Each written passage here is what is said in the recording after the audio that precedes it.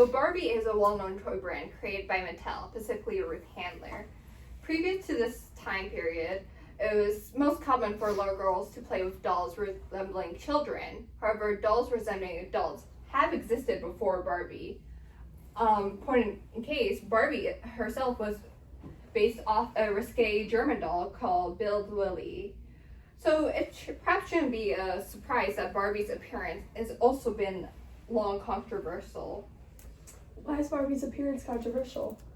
Well, it's thought that Barbie, as a blonde, thick-thin woman, promotes the idea that this is what the ideal woman should look like, with narrow cases of exception, whereas many people do not fit this. It makes people question whether this doll is actual feminist, despite the claims that Barbie can be anything. So perhaps that's why feminism and representation were some of the main topics when Greta Gerwig was creating her movie Barbie. Barbie is undoubtedly a big movie, large in part due to the fact that it was part of Barbenheimer, a large cultural phenomenon where both the movie Barbie and Oppenheimer end up having the same release dates. And the contrast of the two films, one being fun and preppy and the other being a wartime movie, flung it into pop cultural phenomenon. And while Oppenheimer is interesting to talk about, it's mostly inside of film critics and war and history buffs. Barbie, on the other hand, has a lot more to talk about for the general audience in terms of representation, with how careful it is representing people of different backgrounds. Okay, so to piggyback off the topic of representation, in Unit 1 we talked about minstrel shows. Do we remember what those were? Yeah, a bit. Can you remind us? Remind me. I'm a little hazy. I got you. Okay, so these were shows back in the early 19th century where they were basically very stereotypical, and they portrayed like black people in a very bad light, as they were dumb, aggressive, basically just not meant to be in the society as white people, like as the same one as white people.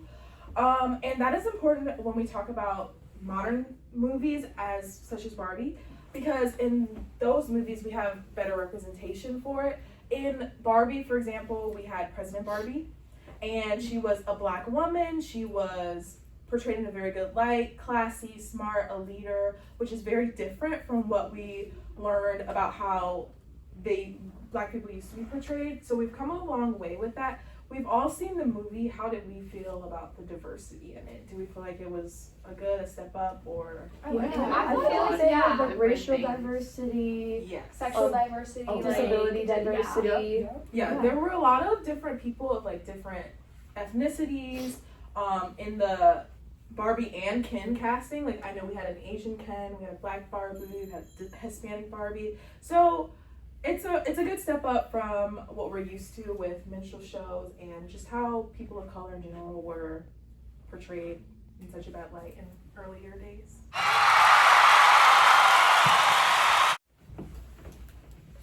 All right, guys, who remembers Unit 2? I So I'm going to talk a little bit about World War II, flopping gender roles, and the parallels between Barbie and Rosie the Riveter.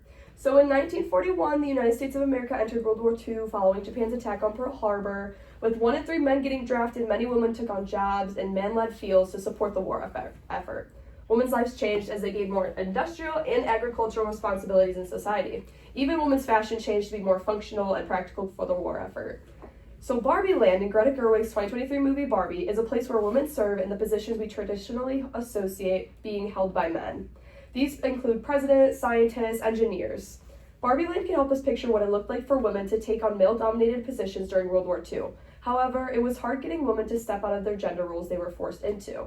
In order to encourage more women to help with the war effort, iconic propaganda was released, such as Rosie the Riveter. Who is Rosie the Riveter? Well, I'm so glad you asked. Today we know Rosie the Riveter as an ad that depicts a woman flexing her muscles and saying, "We can do it."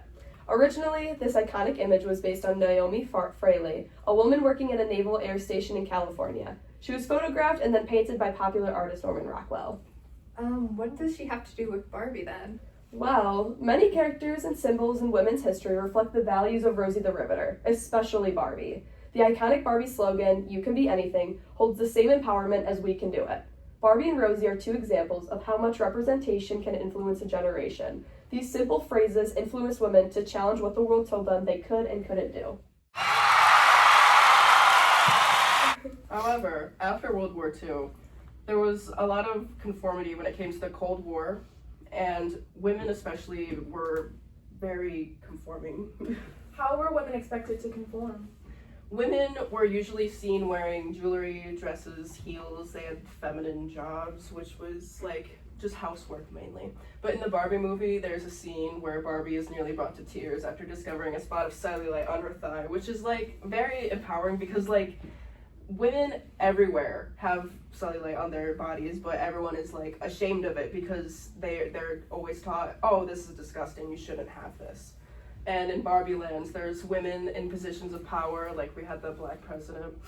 And then the stereotypes for women are always, during the Cold War, it was they're the ones who cook, they're the ones who clean, they're the ones who were seen as dainty and ladylike. So what were the male expectations? Men during the Cold War were typically seen as clean shaven, they all had the same haircuts, usually the same male hobbies, usually being golf. And the world really only chooses to celebrate masculinity, which harms men since they are usually expected to suffer in silence. But in Barbie Land, the Kens are not much more than a glorified accessory, which is also seen during the Cold War movies when they would use women as essentially arm candy.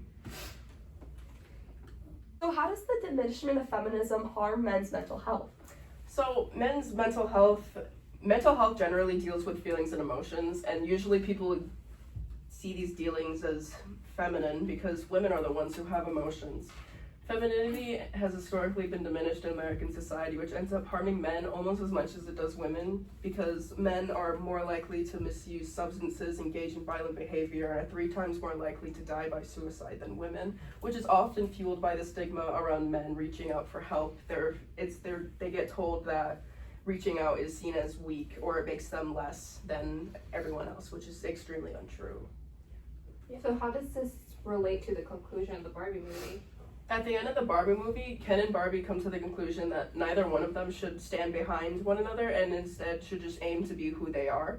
The movie exaggerates both masculinity and femininity in a very satirical way to get the point across. So like when Ken travels to the real world, he sees the power that men have and he brings that power structure back to Barbie Land, and he literally removes all of the Barbies of any rights, which obviously is very like extreme and satirical.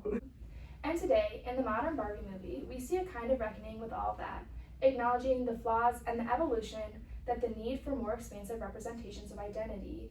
It's not just about what we've given in the past, it's about how we can imagine new possibilities for the future. Barbie in all her iterations reflects the complexities of the times that she's existed in, from racial stereotypes to gender roles to the pressure of conformity during the Cold War.